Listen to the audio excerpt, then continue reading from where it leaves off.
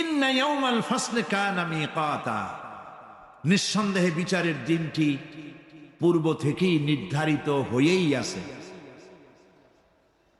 ইয়াউমা ইউনফাখু ফিস-সূরি ফাতা'তুনা আফওয়াজা, যেদিন সিংহায় ফুঁক দেওয়া হবে তখন তোমরা দলে দলে বেরিয়ে আসবে। ওয়া ফুতিহাতিস সামাউ ফাকানাত আবওয়াবা, আর আকাশ সমূহ খুলে দেওয়া হবে তখন তা শুধু দরজা আর দরজা হয়ে যাবে। ওয়া সুয়্যিরাতিল জিবালু ফাকানাত সারাবা, আর পাহাড় সমূহকে চালিয়ে দেওয়া হবে, ফলে তা মরীচিকায় পরিণত হয়ে যাবে। তেলাওয়াতকৃত আয়াতের এই হচ্ছে তরজমা। সূরা নাবা হচ্ছে, নবী করিম সাল্লাল্লাহু আলাইহি ওয়াসাল্লাম বলেছেন, কেউ যদি দুনিয়ায় বেঁচে থাকা অবস্থায় পরকালীন দৃশ্য চোখে দেখতে চায়, সেজন্য সূরা আন-নাবা, সূরা আল-মুরসালাত, সূরা আন-নাজিআত, সূরা আল-ইনফিতার, সূরা আত-তাকবীর, এই সূরাগুলি যেন পড়ে, তাহলে কিয়ামতের দৃশ্য নিজ চোখে অবলোকন করতে পারবে। সুবহানাল্লাহ বলেন। পরকালীন জীবন সম্পর্কে কোরআন যেসব যুক্তি পেশ করেছে তা হলো আল্লাহর এসব কিছুই বিচক্ষণতার বাইরে ছিল না, লক্ষ্যহীন এবং নিরর্থক নয়। আল্লাহ পাক বলছেন, আফাহাসিবতুম আন্নামা খালাকনাকুম আবাসা ওয়া আন্নাকুম ইলাইনা লা তুরজাউন, তোমরা কি ভেবেছো যে তোমাদেরকে সৃষ্টি করা হয়েছে খামোখা, আর তোমাদেরকে আমার কাছে ফিরে আসতে হবে না? এটাই কি মনে করেছো?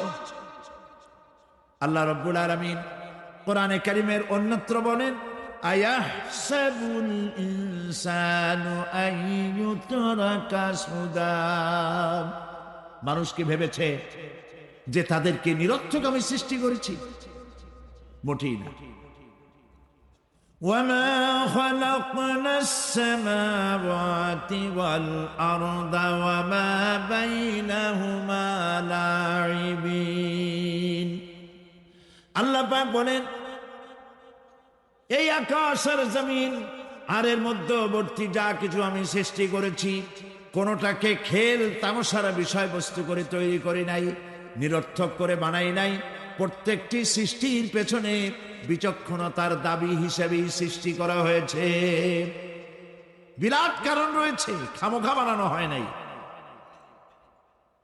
এই পৃথিবী একদিন শেষ হয়ে যাবে, এই বিশ্ব ব্যবস্থার একদিন পরিসমাপ্তি হয়ে যাবে, এই আকাশ থাকবে না, এই জমিন থাকবে না। বিশ্বাস করেন?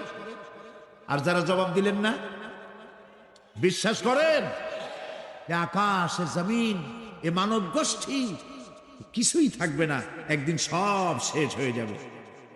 বিশ্ব ব্যবস্থার পরিসমাপ্তি কিভাবে ঘটবে? কোরআনে কারিমে আল্লাহ রাব্বুল আলামিন পরিষ্কার করে বলে দিচ্ছেন। লক্ষ্য করো কেমনে এই পৃথিবীকে ধ্বংস করা হবে। আল্লাহ পাক কোন জিনিসকে গোপন রাখেন নাই, ওপেন সিক্রেট, সবগুলিকে খুলে খুলে আল্লাহ বয়ান করে দিয়েছেন। এই পৃথিবী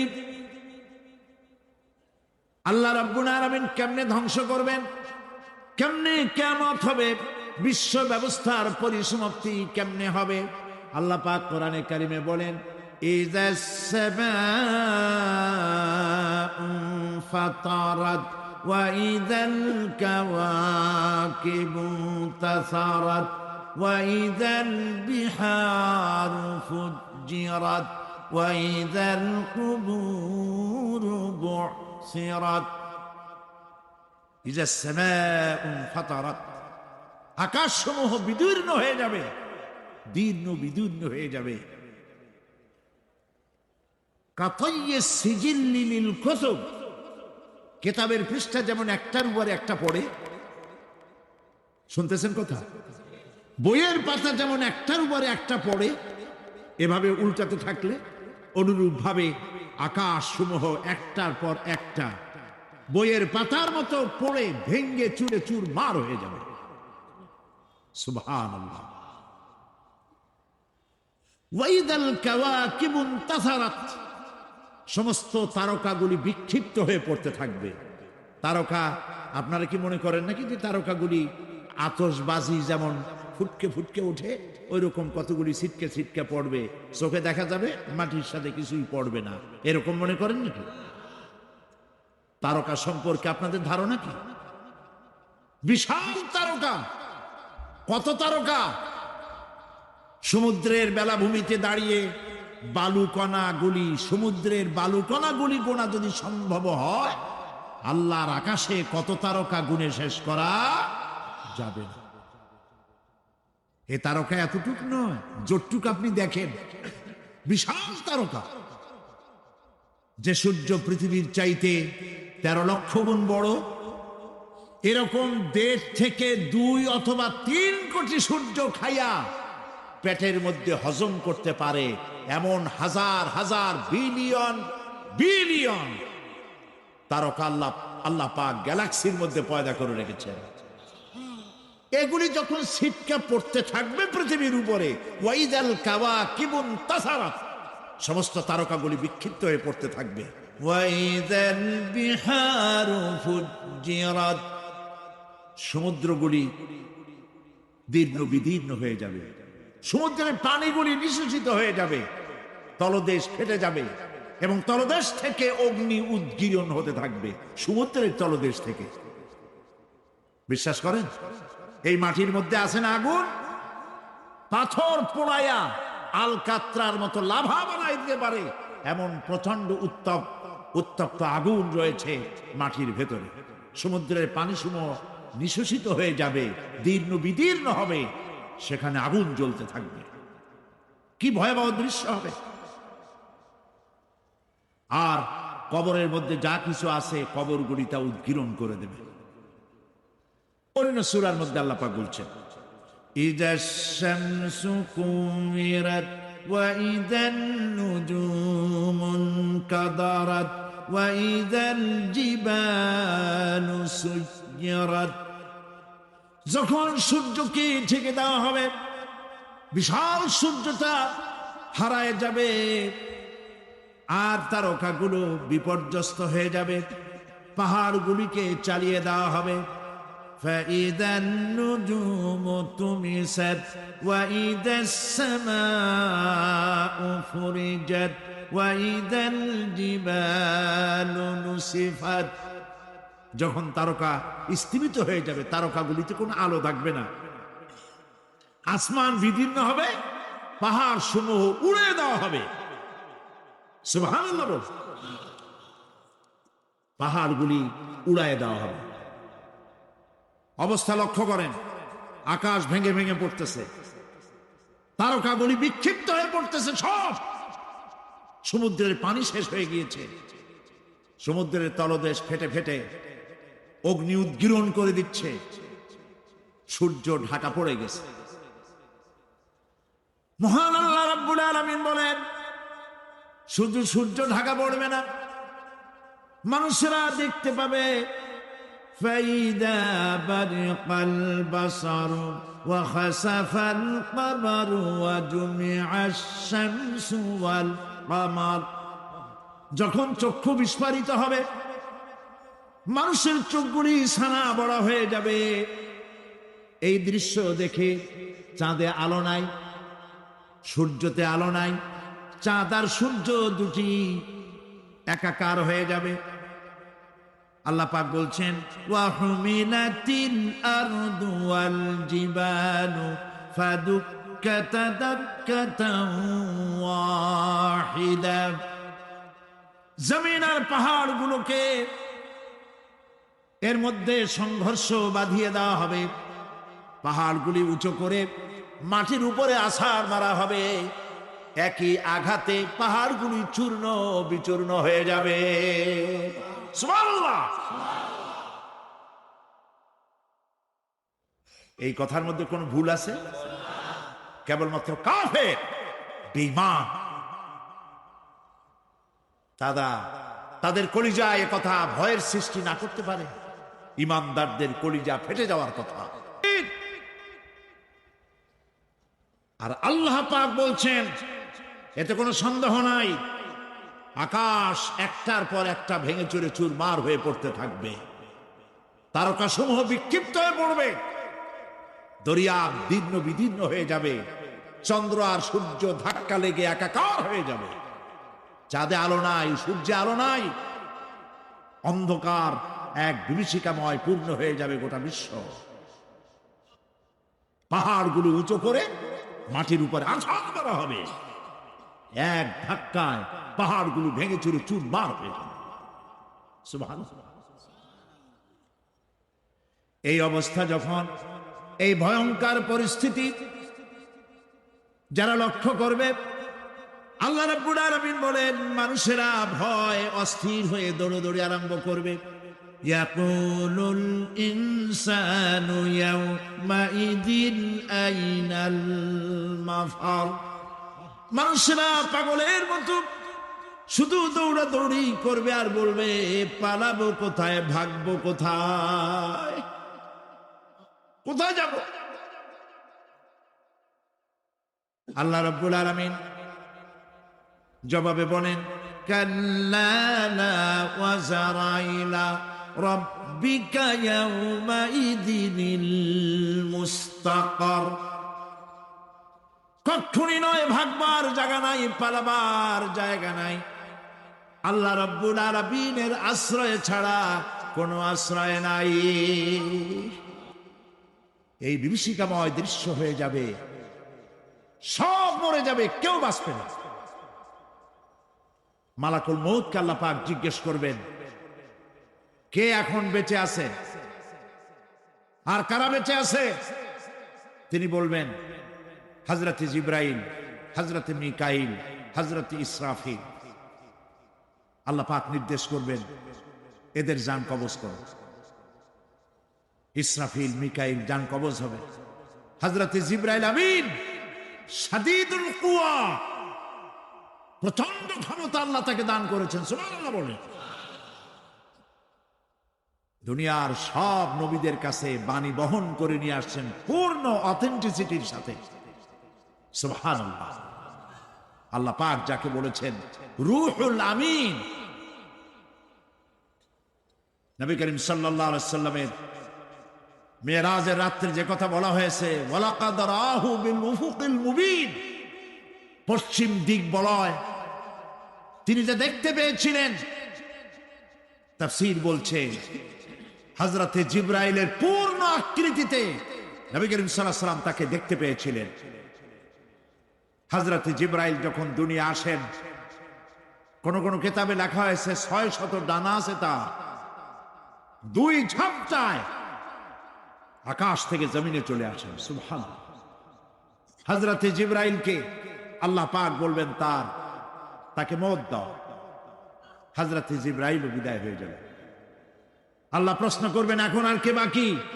মান বাকিয়া ইয়া মালাকাল মউত। মালাকুল মউত বলবেন, হে আল্লাহ তাআলা, এখন তোমার সামনে আমি দাঁড়িয়ে আছি, আর কেউ নাই। আল্লাহ পাক বলবেন, মুত ইয়া মালাকাল মউত। আল্লাহু আকবার। মুত ইয়া মালাকুল মউত, মরে যা, মরে যা। মালাকাল মউত মরে চলবে। এরপরে আর কেউ নাই। আল্লাহ রাব্বুল আলামিন এই অবস্থায় কত বছর, কত কাল চলে যাবে আল্লাহ পাক ভালো জানেন, কেউ নাই।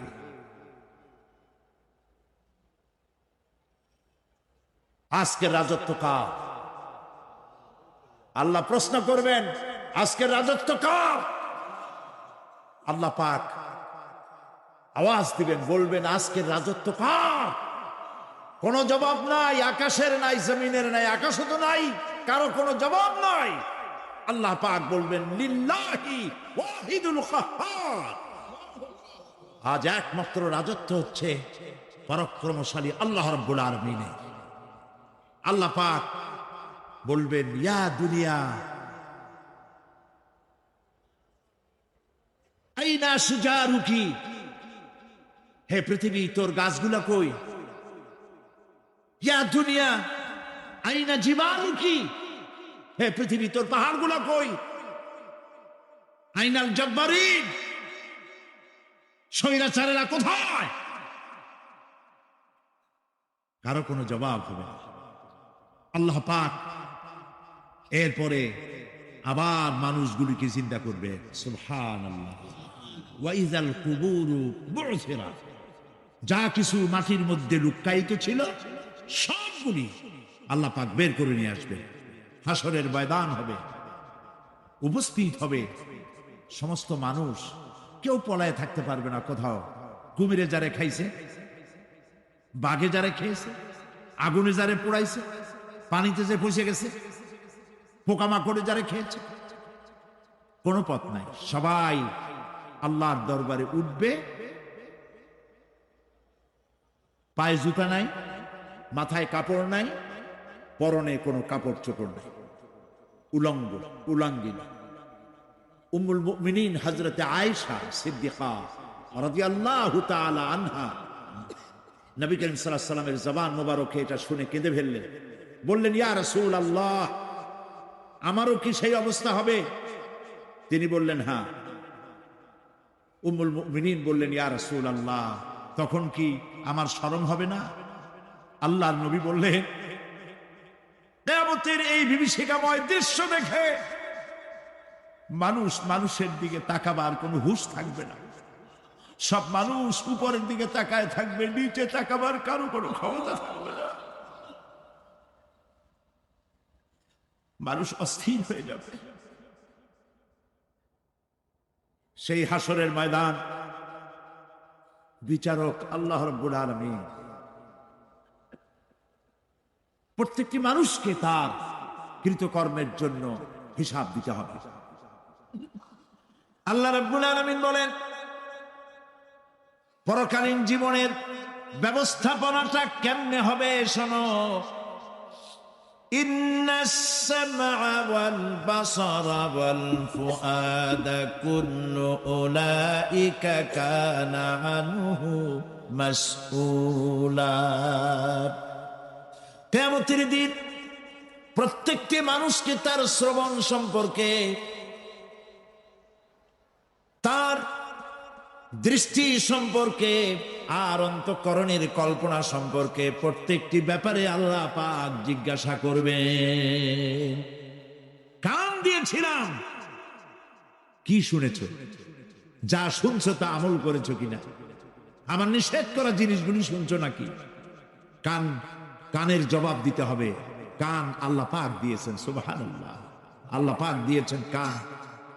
এই কান দুটে যার নাই, কান আছে শুনতে পায় না, কত বড় কষ্টে আছে সে। মানুষের চিল্লায় কথা কয়, সে বুঝেই না। আছে না এমন? এই কানের সম্পর্কে প্রশ্ন করা হবে, শ্রবণ সম্পর্কে, দর্শন সম্পর্কে প্রশ্ন করা হবে। যা দেখতে নিষেধ করেছি সেগুলো দেখছো নাকি? এর শুকরিয়া আদায় করেছো নাকি? দুটি চোখ, এর শুকর আদায় করা কি সম্ভব ভাই? আদায় করা সম্ভব? এই দুটি চোখ যদি না থাকতো, আমার গর্ভধারিণী মাকে দেখতে পারতাম না। এই সুন্দর চোখ দুটি যদি আল্লাহ না দিতেন, আল্লাহর এই সুন্দর সৃষ্টি দেখা থেকে বঞ্চিত হয়ে যেতাম। আল্লাহকে বলি, মনিব, হে বিশাল আকাশের মালিক, তুমি দয়া করে না চাইতে আমাদের শরীরে যা দিছো নিয়ামত, মৃত্যুর আগে সিনায় নিও না। আর অটোমেটিক চোখের পাতা ওঠা নামা করে প্রতি মুহূর্তে চোখকে ক্লিন করে দিতেছে। এই চোখ সম্পর্কে আল্লাহ রাব্বুল আলামিন প্রশ্ন করবেন, অন্তঃকরণ সম্পর্কে প্রশ্ন করবেন। জবাব দেওয়া সেদিন বড়ই কঠিন হয়ে যাবে। এই জন্য আল্লাহ রাব্বুল আলামিন দুনিয়াবাসীকে সতর্ক করে দিচ্ছেন। তিনি আরো বলছেন, ওয়ালাকাদ খালাকনাল ইনসানা ওয়া না'লামু মা তুওয়াসবিসু বিহি নাফসু ওয়া নাহনু আকরাবু ইলাইহি মিন হাবলিল ওয়ারিদ। মানুষ সৃষ্টি করেছি আমি, তার অন্তঃকরণে কি চিন্তা হয়, কি কল্পনা হয় তাও জানি আমি। আর আমি আমার বান্দার যেই সাহারাকের উপরে মাথাটা খাড়া আছে, এই রোগের চাইতেও আমি বান্দার বেশি নিকটে। আল্লাহ পাক গোপন রাখেন নাই, বলে দিচ্ছেন আমি কিন্তু এখানে আছি। সুবহানাল্লাহ। আচ্ছা বলেন তো আল্লাহ কোথায় আছে? এটি একটি মুশকিলের প্রশ্ন। সাধারণত লোকেরা বলে আল্লাহ সব জায়গায় আছে। এই কথা, এই জবাব সঠিক নয়। আকীদা সাফ হতে হবে। আল্লাহ সব জায়গায় আছে এই কথা সঠিক নয়। যদি আল্লাহ সব জায়গায় থাকেন তাহলে দুনিয়ার সব জায়গা ভালো না, কিছু কিছু খারাপ আছে। তাহলে খারাপ জায়গাও থাকতে হয়। নাউযুবিল্লাহ বলেন। আল্লাহ কোথায় আছে এই প্রশ্ন আল্লাহরই করি। সওয়ালে মুকদ্দারের জবাব, পৃথিবীর মানুষ আল্লাহকে প্রশ্ন করবে তুমি কোথায় আছো। রব্বুল আলামিন প্রশ্ন করার আগে জবাব দিয়ে দিয়েছেন, আর রাহমানু আলাল আরশি ইস্তাওয়া। আল্লাহ পাক আরশে আজিমে আছেন। কোথায় আছেন বলে? এক আঙ্গুল আকাশের দিকে উঁচু করে বলেন আল্লাহ কোথায় আছেন? আরশে আজিমে আছেন। সুবহানাল্লাহ। তবে আরশে আজিমে আছেন যে অবস্থা এমন নয় যে তিনি সাংঘাতিক রকমের কুয়াশার কারণে বাংলাদেশে কি হইতেছে তা দেখতে পান না। সে আল্লাহ রাব্বুল আলামিন সব কথা পরিষ্কার করে বলেছেন আমি তোমার ঘাড়ের কাছে। তার মানে আল্লাহর ইলম, তার নজর, তার সামা এবং তার বাসার, তার দেখা, তার শোনা, তার ইলম সবটা আমাকে ঘিরে আছে, আমি তার বাইরে নাই। আল্লাহ মানুষকে সতর্ক করতেছেন, মা ইয়ালফিযু মিন কাওলিন ইল্লা লাদাইহি রাকীবুন আতীদ। মানুষ এমন কোন কথা বলে না যা আমার ফেরেশতারা রেকর্ড করে না রাখে। যা করো তাও লেখা হয়, যা বলো তাও লেখা হয়ে যায়। দুনিয়ায় গোয়েন্দা বিভাগ আছে, আমার দেশে গোয়েন্দা বিভাগ আছে না? কি নাম কত দুই একটা আন্দাজে কইল আছে। CID, DID, DFI, army intelligence, কত রকম গোয়েন্দা আছে, কত বাহিনী আছে আপনি টের পাবেন না। পানির একটা বান্দি আপনার সামনে বসা, আপনি বুঝবেন না যে আপনার আমলনামা রেকর্ড করতেছে ওখানে বসে। আপনি তো মনে করেছেন দরবেশ 6 সেল্লা দিয়ে আসছে, কিন্তু তিনি গভর্নমেন্ট অফিসার, আপনার সর্বনাশ করতেছে, আপনি টের পাচ্ছেন না। এই যে যদি মানুষের রাষ্ট্র ঠিক রাখার জন্য দুনিয়ার সরকারের দরকার হয়, তাহলে আল্লাহ পাকের এই বিশাল সাম্রাজ্য রক্ষা করার জন্য আল্লাহর গোয়েন্দা বিভাগ নাই? আল্লাহ রাব্বুল আলামিন তার গোয়েন্দা বিভাগ কাজ করতেছি, আমরা বিশ্বাস করি না, আমরা বুঝতে পারি না, যার জন্য অন্যায়ের মধ্যে লিপ্ত হয়ে যাই। একবার আমি লন্ডন থেকে লন্ডন শহরে রাত্রে যাচ্ছি, রাত 2টা-2:30 হবে। প্রতিমধ্যে রেড সিগন্যাল জ্বলল, গাড়িটা থামায় দিল, সামনে আর গাড়ি টাড়ি নেই। আমি ড্রাইভারের বললাম যে গাড়ি টাড়ি তো নাই সামনে, আমরা তো ইচ্ছা করলে যেতে পারি। ড্রাইভার বলল পারি, কিন্তু যাব না। কেন যাবেন না? বলল যে এই সিগন্যালের সাথে ক্যামেরা আছে, অটোমেটিক ক্যামেরা। আমি যদি এখান থেকে এটাকে ক্রস করি তাহলে আগামীকাল কোর্ট থেকে আমার নামে চিঠি আসবে। রাত 2:45, এই রঙের গাড়ি, এত নাম্বার গাড়ি, এবং আপনার চেহারা শরীফ এই, আপনি রাত 2:45 সময় রেড সিগন্যাল অমুক এলাকা থেকে ক্রস করেছেন, মেহেরবানি করে কোর্টে আসেন আর জরিমানা দিয়ে যান। এই লোকটি এইখানে ক্যামেরা আছে, এটা চোখে দেখছে, সেই জন্য বিশ্বাস করল। কিন্তু এই ক্যামেরায় স্ন্যাপ নেওয়ার জন্য কোনো ক্যামেরা ম্যান নাই, অথচ গাড়ি ক্রস করলেই, ওভার স্পিড করলেই ছবি তুলে ফেলবে। এই বুদ্ধিটা কে দিছেন? যিনি এই বুদ্ধিটা দিলেন তার কাছে এমন কোনো বুদ্ধি নাই যে আপনার আমার অনবরত অটোমেটিক ক্যামেরা দিয়ে জীবনের সব কিছু আমাদের ধরে রাখে, এরকম কোন ক্যামেরা থাকতে পারে না, পারে কিনা? কিন্তু আমাদের কপাল খারাপ। ওই যে সিগারেটের প্যাকেটে লেখা আছে সংবিধিবদ্ধ সতর্কীকরণ, ধূমপান স্বাস্থ্যের জন্য ক্ষতিকর। প্যাকেটে লেখা আছে, হাতের মুঠায় ধরিয়া সিগারেট ধরে টান মারিয়া উপরে ফু দিয়া তাকায় দেখে ফু যায় কদ্দুর।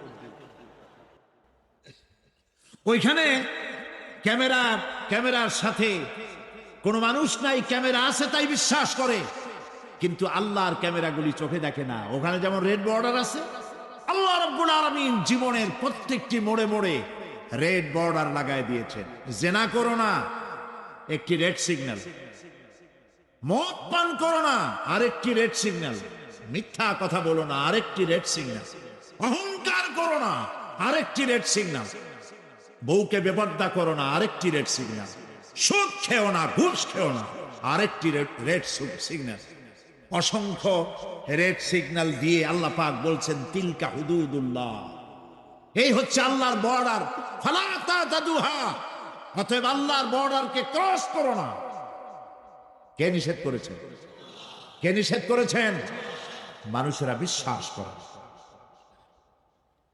আল্লাহ রাব্বুল আলামিন কোরআনে কারীমের মধ্যে বলছেন ইয়ালামু খায়নাতাল আ'য়ুনি ওয়া মা তুখফিস সুদূর।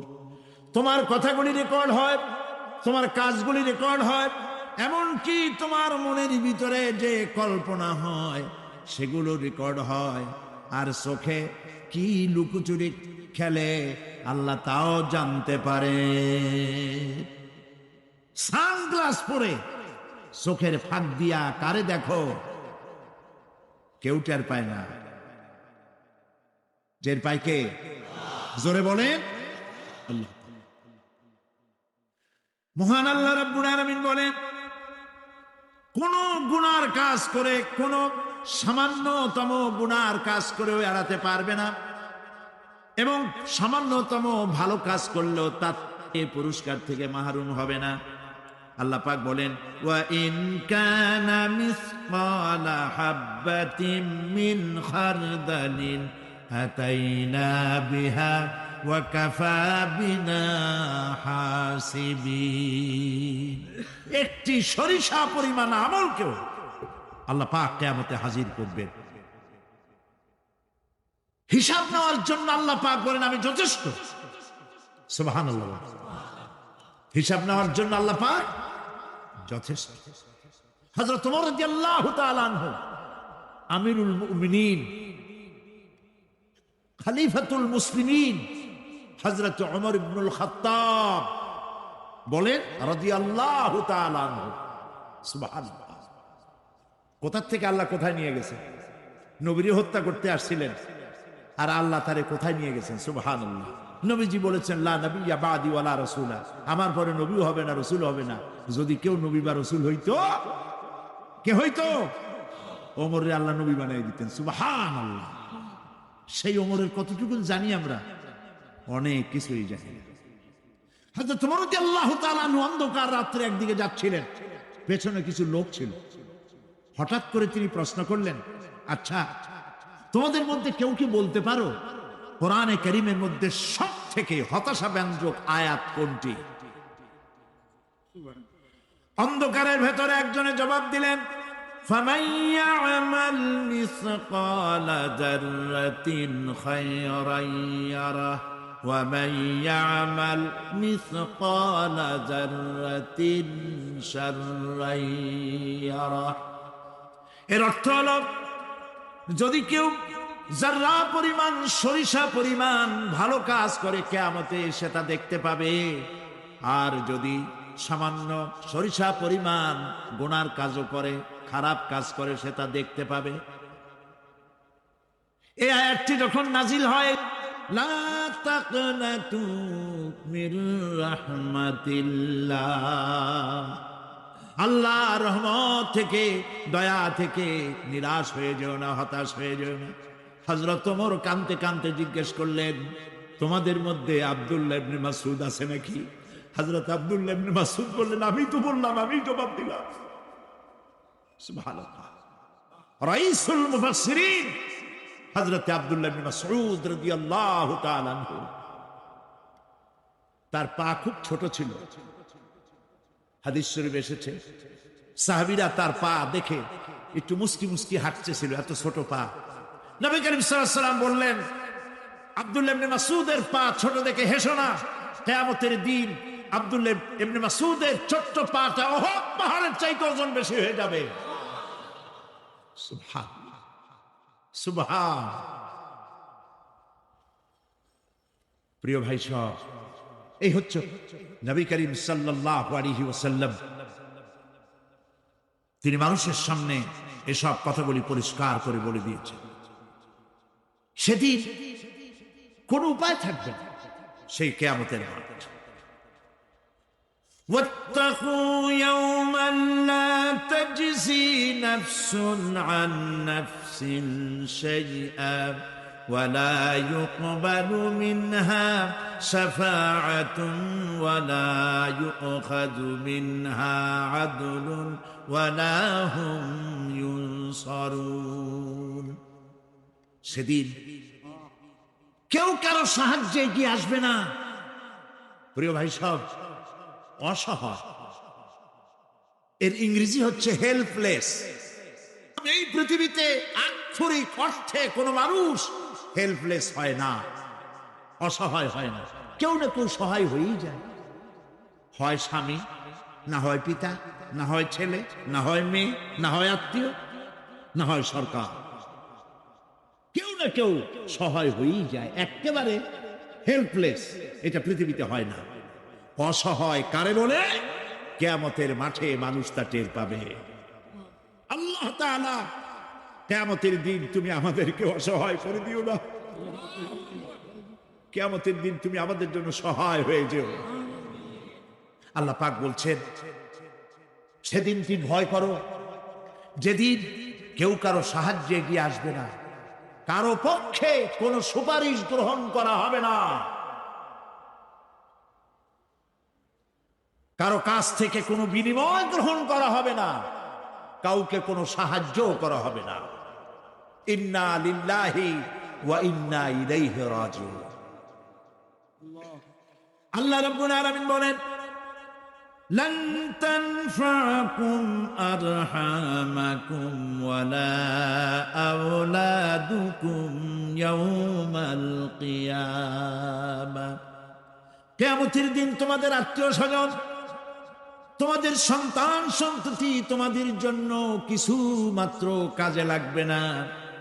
ইয়াউমা ইয়াফিরুল মারউ মিন আখিহি ওয়া উম্মিহি ওয়া আবিহি ওয়া সাহিবাতিহি ওয়া বানিহি। সেদিন মানুষ তার ভাই, মা বাপ, স্ত্রী ও সন্তান থেকে পলায়ন করবে। সেদিন প্রত্যেকে নিজ নিজ অবস্থায় পতিত হয়ে যাবে। পিতা তার সন্তানকে পরিচয় দেবে না, মা তার সন্তানকে চিনবে না, সন্তান তার মাকে চিনবে না। মানুষগুলি দৌড়াতে থাকবে, পালাতে থাকবে, কেউ কারো সাহায্য সেদিন করতে পারবে না। আমার প্রিয় ভাইয়েরা, সেই কিয়ামতে আল্লাহ পাক আমলনামা আল্লাহর আদালতে মানুষের সামনে পেশ করা হবে। পার্থিব জীবনে মানুষ যা কিছু করেছে কোন জিনিস লুকায় রাখতে পারবে না, সব প্রকাশ পেয়ে যাবে। কিয়ামতের পূর্বেই আল্লাহ রাব্বুল আলামিন সব কিছুকে রেকর্ড করে রেখেছেন। আবারও বলছি, আল্লাহ পাক কোনো কিছু গোপন রাখেন নাই। কিভাবে রেকর্ড করছে? وَكُلَّ إِنسَانٍ أَلْزَمْنَاهُ طَائِرَهُ فِي عُنُقِهِ ونخرج له يوم القيامة كتابا يلقاه منشورا। প্রত্যেকের ভালো মন্দ কর্মলিপি আমি তার গলায় ঝুলাই দিছি। আমি তার জন্য কিয়ামতের দিন একটি কিতাব ওপেন করে দেব, গলায় ঝুলানো আছে। আজ বিজ্ঞানীরা আবিষ্কার করেছে মানুষের শরীরের মধ্যে ডিএনএ এর কথা। এই ডিএনএ এর মধ্যে সে কেমন হবে, তার প্রজ্ঞা, তার মেধা ইত্যাদি সবকিছু ওর মধ্যে ডিএনএ এর ভিতরে বিজ্ঞানীরা খুঁজে পাচ্ছে। আল্লাহ পাক মানুষের গলায় একটা টেপ রেকর্ডার লাগাই দিয়েছেন, সুবহানাল্লাহ বলেন। সেই টেপ রেকর্ড আমার এই যে বক্তৃতা ভিডিওতে ধারণ করা হচ্ছে, টেপে ধারণ করা হচ্ছে। এই বুদ্ধিগুলি কে দিছে? আরে ভাই কথা বলবেন তো আল্লাহর নাম জোরে না। এই বুদ্ধি কে দিয়েছেন? যে আল্লাহ বুদ্ধি দিয়ে আপনার আমার কথা রেকর্ড করাইতে পারে, সে আল্লাহ পাক আপনাদের আমার সাথে অদৃশ্য একটি টেপ রেকর্ড গলার মধ্যে ঝুলায় রাখছেন। এটা বিশ্বাস করবেন না? কিয়ামতের দিন এই রেকর্ড তার সামনে আল্লাহ পাক বলেন একটা কিতাব ওপেন করে দেব। তারপরে বলা হবে ইকরা কিতাবাকা কাফা বিনাফসিকা ইয়াউমা আলাইকা হাসিবা। তাকে বলা হবে নিজের কর্মলিপি পড়ে দেখো, আজ তুমি নিজেই নিজের হিসাবের জন্য যথেষ্ট। পড়ো, কোথায় যাবা? জাহান্নামে যাবা না বেহেশতে যাবা? তুমি নিজেই তোমার হিসাব করার জন্য যথেষ্ট। সুবহানাল্লাহ। সেদিন কোনো সাহায্যকারী পাওয়া যাবে না, ওকালতি করার জন্য কাউকে পাওয়া যাবে না। বিশ্বাস করুন, বিশ্বাস করুন, কোন পীর সাহেব, কোন খাজা বাবা কিয়ামতের দিন আপনার আমার উপকারে আসবে না, আসবে না, আসবে না।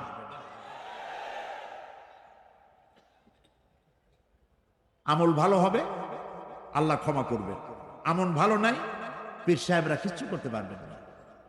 কেউ কেউ মনে করেন পীর সাহেব আমার সুপারিশ করবেন। কিয়ামতের দিন আপনারাই দেখবেন ওনাদের সুপারিশ কে করে। কিয়ামতের দিন আল্লাহ পাক আরো পরিষ্কার করে বলছেন লান তানফাকুম আরহামুকুম ওয়ালা আওলাদুকুম ইয়াউমাল কিয়ামাহ। কিয়ামতের দিন সন্তান সন্ততি আর সম্পদ কোনো কাজে লাগবে না, এগুলি কোনো উপকার হবে না মানুষের জন্য। আর সেখানে উৎকোচেরও কোনো কারবার চলবে না। এই পৃথিবীতে উৎকোচ দিয়ে অনেক কাম করা যায়, কিন্তু কিয়ামতে চলবে না। আল ইয়াউমা লা ইয়ানফাউ মালুন ওয়ালা বানুন। সুবহানাল্লাহ, সুবহানাল্লাহ। যেখানে কিয়ামতের দিন ধন, সন্তান, সন্ততি কোনো কাজে লাগবে না।